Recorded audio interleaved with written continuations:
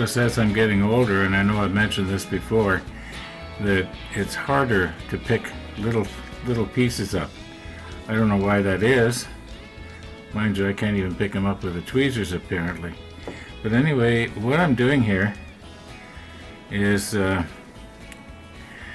I'm putting them basically in this little hole, by the way, right through here is pretty much dead center the way it's going to spin. That's the axis it's going to spin on. So I'm trying to get these things. I don't do retakes, so you're going to have to put up with this. Okay, I'm trying to get them in the center here. And the part that is sticking onto the tape, that's going to be the underside. I realize that's not going to get painted, but nobody's going to see it anyway. So, yeah, I'll just do the rest like that, only less fumbly. Now, the idea of having two E30s and two E32s is so that after I paint this one, I can flip it over and stick it on this one and paint the other side. Yeah, I don't have to fiddle around. It's all ready to go. And these ones, of course, will rotate, and they will get painted on both sides. I don't think I'll have these ones rotating. I'll see. Now, these other four longer pieces, they're going to be a little harder to do. They're not really the right shape for laying down flat, but I think I'll be able to mount them somehow and then flip them over and paint the other side. And I've been trying to think of what color do I paint them? Do I do the light gray or the dark gray? And you know what? I'm sort of leaning towards that off black. You know, at least they'd stand out no matter what they were against.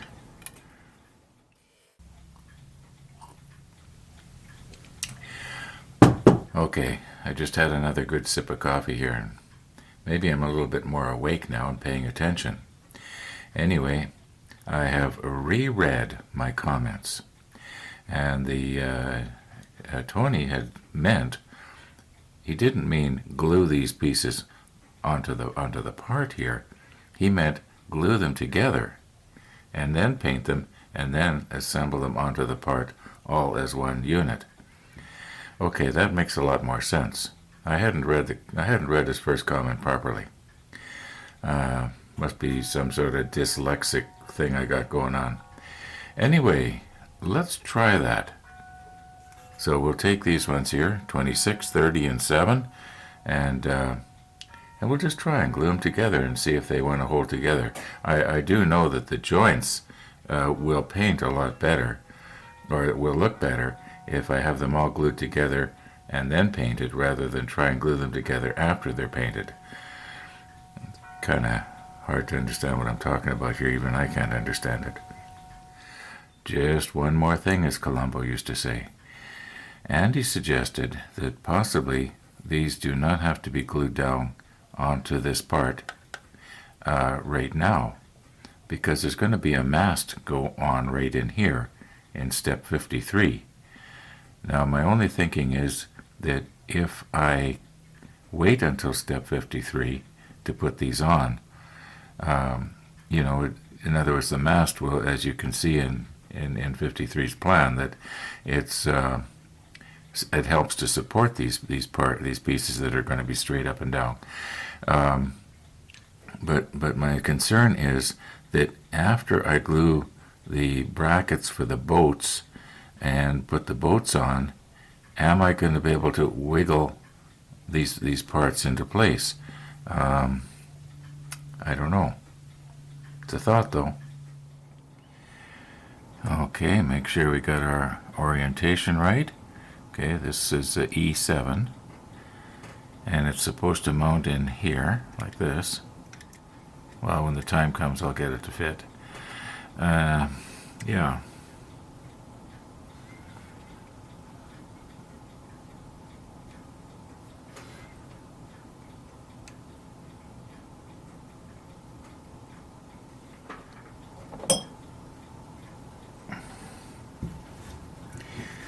Alrighty, I'll see if we can get this lined up here. Now these things here, that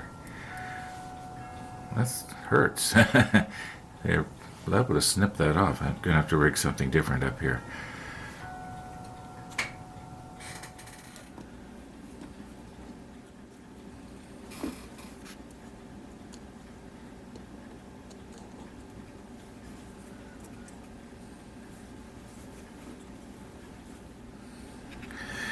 Okay, I think I need to rearrange stuff here just a little bit.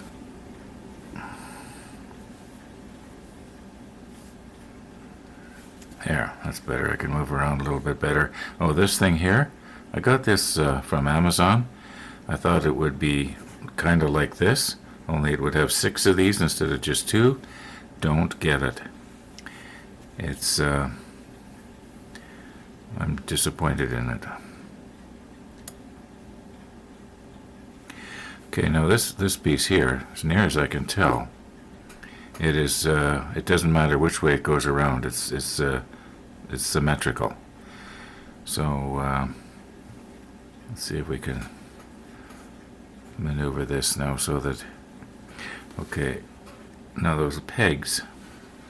Probably can't see them. I'm probably too far back. But on the bottom, there's those little pegs. They have to go straight down, and then this would go in here like that. Yeah. That's actually the first time I tried it. Okay, it's gonna need a little bit of adjusting here.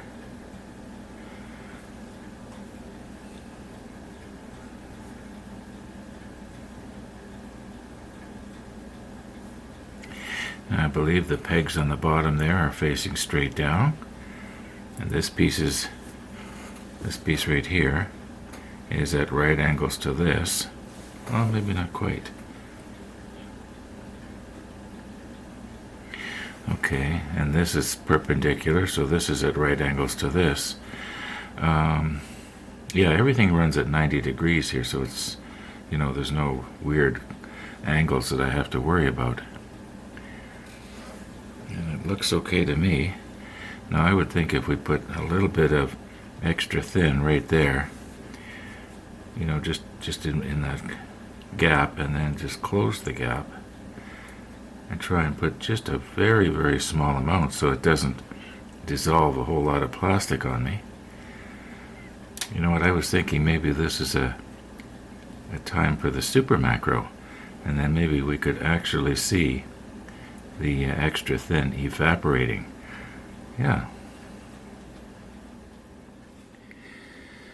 Now, yes, I do see that little piece of flashing on there that I didn't see before, but I think we can probably get rid of that afterwards.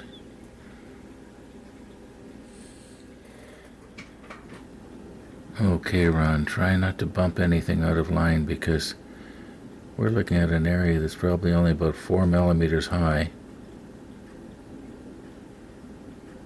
And maybe 8 millimeters the other way.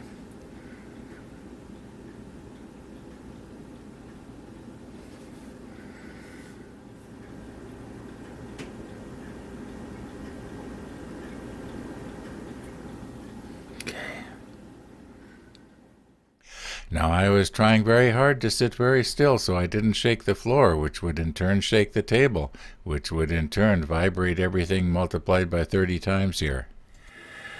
I'm guessing about 5 minutes has passed here now. I didn't time it. I'm hoping that this time-lapse thing that I tried to do is going to, you'll be able to see the joint shrinking or whatever. Yeah. Well, it's holding like that. But this next one here that's going to go, another long piece like this, out this way, will these joints have any kind of strength to them? I'm almost in doubt. But, it's worth a try, Worst that can happen is I'll just have to glue everything back together, differently. Now, this one here is pretty much being held already in the right orientation. Might have to twist it to the right 90 degrees, we'll just have to see. But this piece here, E26,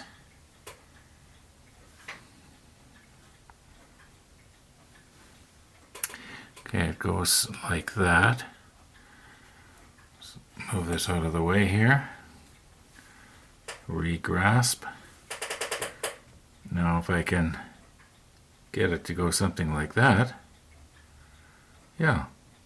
So I'll just readjust this clamp and we'll see what happens here.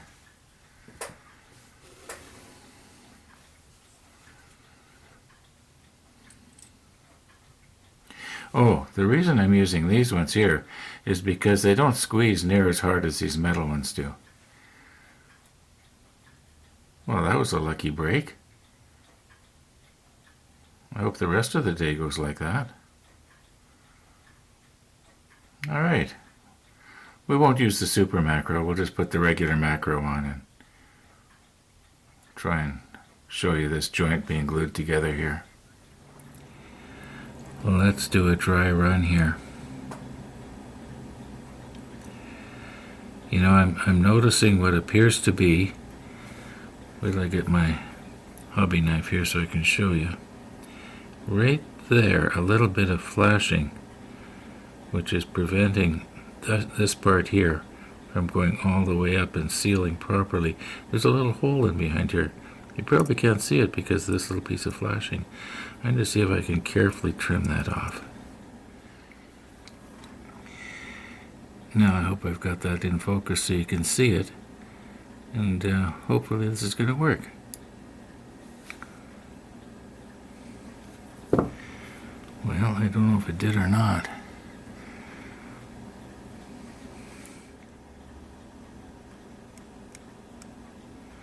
It did take some of it off. The glue is going to dissolve all this area anyway, so. You know, it could be that piece of flashing might have been a blessing in disguise. It might have acted like a filler. Okay, I'll try it again. Yeah, I think that's going to fit pretty good. A little bit on this one. And a little bit on this one. You know, I can't wait too long with this applicator because that stuff evaporates so quickly.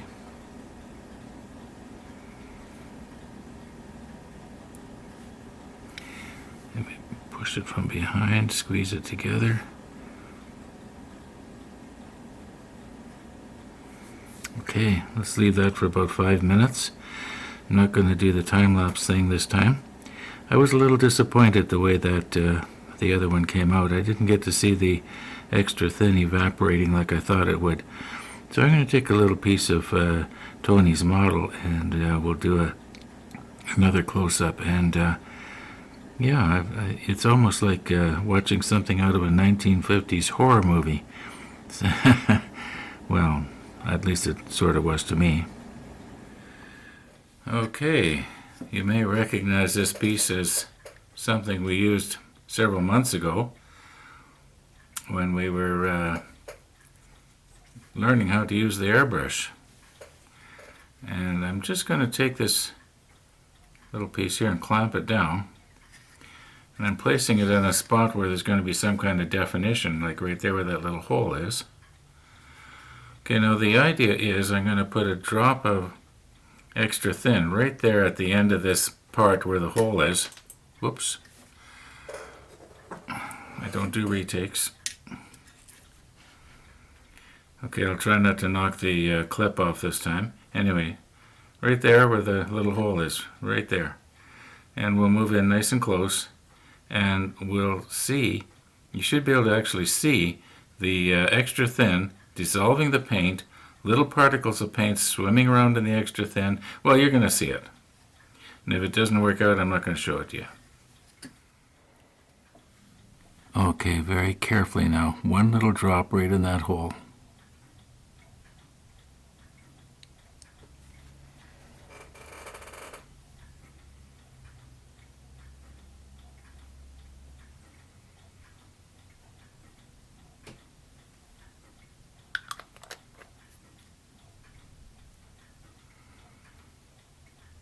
Maybe I don't have the light angled right. But you can see the extra thin evaporating, or at least disappearing. I guess you wouldn't really see it evaporating because the vapor would be clear.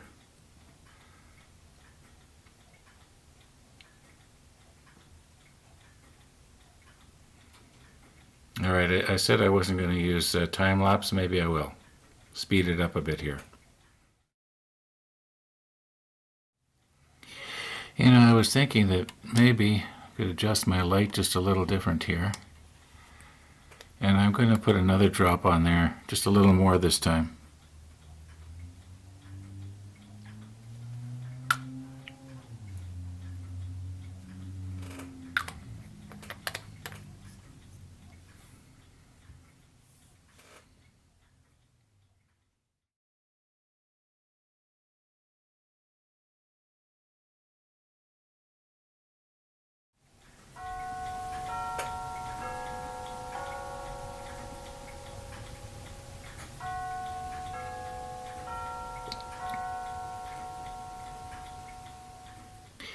Well, it's 12:30. I think today's episode is about as interesting as watching paint dry. Well, it seems to me we were going to do some painting today. We're sure not getting at it very fast, are we? 1:30 now. I think we can release this now. It's been about half an hour, maybe a little more. And we'll just see what happens. I'll move in and we'll just squeeze this and yeah. Okay, I honestly haven't tried this. So you're going to see it along with me for the first time. Well.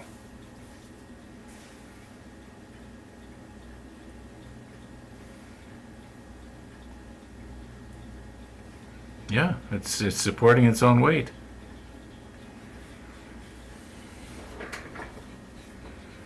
So, now where can I grab this thing?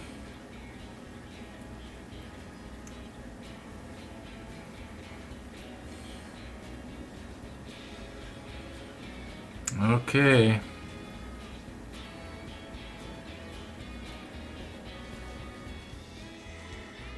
Now, unless I read my comment wrong again, I think one of the viewers had suggested maybe instead of spraying this piece after it's assembled, would be to just paint it with a brush and do more than one very light coats. And he says that, you know, after it's all is said and done, now, I'm not wording it exactly the same way, but the idea is that after you're done, you're not going to notice whether you did it with a brush or if you did it with the airbrush. So I don't know. It might be almost easier. I don't know what's easiest. I'm gonna have to think about this. In the meantime, I'm going to be putting together the other one, exactly the same way, and yeah, we'll have to decide tomorrow, I guess, what we're gonna do. Thanks for watching. And all being well, we'll see you tomorrow.